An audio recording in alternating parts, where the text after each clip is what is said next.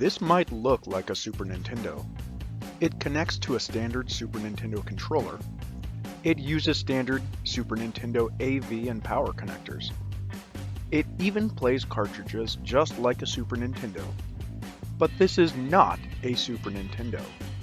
This is the Super NOTendo. What is the Super NOTendo? Let's back up a little bit. Consider the plug-and-play gaming industry. Companies would slap some gaming nostalgia onto cheaply produced PCBs, cram them inside a self-contained joystick controller, and sell them to people who want a quick Pac-Man fix. These things are awesome, and gamers love them, right? Wrong, wrong, wrong, wrong. Each device requires 3 or 4 AA batteries, not included. The battery covers are typically held down with a Phillips head screw, and if you have more than one of these games, they are already taking up too much space. By chopping up these games and placing the aforementioned cheap PCBs inside Japanese Super Famicom cartridges, of which I had a surplus and they were all crap games anyway, trust me.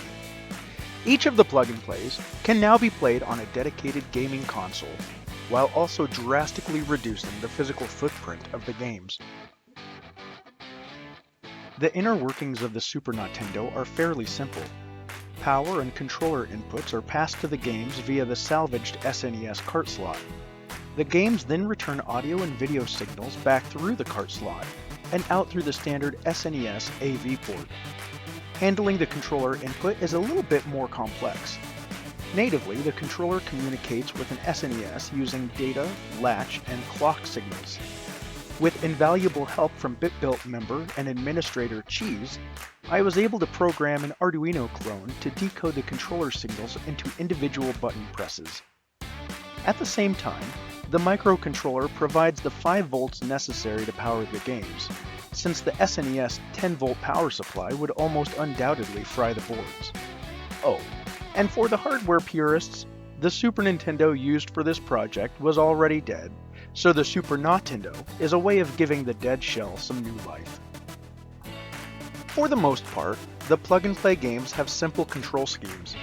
In order to trigger a button press, a particular data line, let's say that of the button A, is connected to low or ground.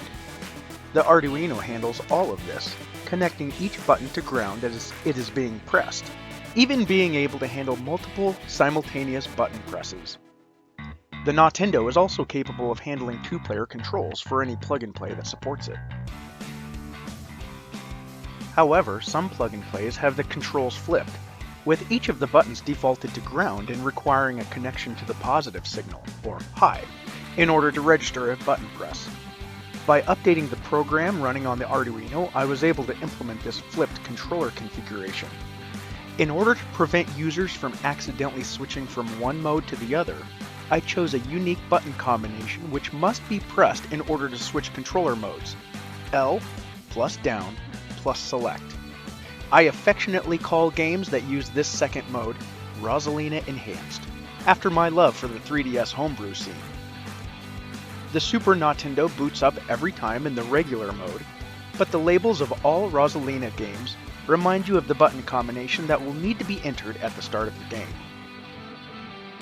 Also worth mentioning is that the NOTendo cartridge connector's voltage and ground pins match that of a stock Super Nintendo, so it shouldn't damage any original SNES games should one accidentally be used in the NOTendo. Just don't expect me to test this with any of my high-value games. I hope you've enjoyed my presentation on the Super NOTendo. I had a lot of fun making it, and even more fun sharing it with you. But wait! There's more! Presenting the NOTendo Toggle. As you can clearly see, the Toggle is a compact handheld gaming device in the form factor of a Super Famicom cartridge. Direction, action, select, start, L and R buttons are all accounted for, as well as a power toggle, micro USB charging port, and easy access to micro SD card slot. Under the hood is a 1000 milliamp LiPo battery powering a Raspberry Pi Zero running Recalbox. And because it's in the shape of a game cartridge, you guessed it, it's compatible with the Super NOtendo. In order to achieve this, the cartridge connector is directly wired to the Raspberry Pi's GPIO pins, allowing for incoming button presses from the NOtendo, as well as from the toggle's onboard physical buttons. The cartridge connector also allows composite video and audio out through the Super NOtendo, same as with the other NOtendo cartridges.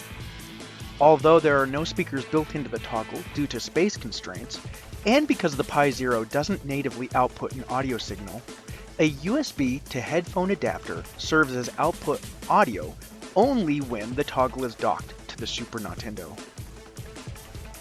A discreetly concealed detector switch is pressed whenever the toggle is docked, shutting off power to the built-in screen while the display is passed to whatever screen the NOtendo is connected to.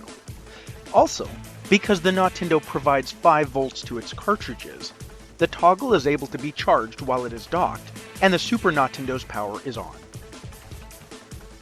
Lastly, because Recalbox has built-in media player support, the toggle can be used for more than just gaming, complete in stunning standard definition. Thanks for watching.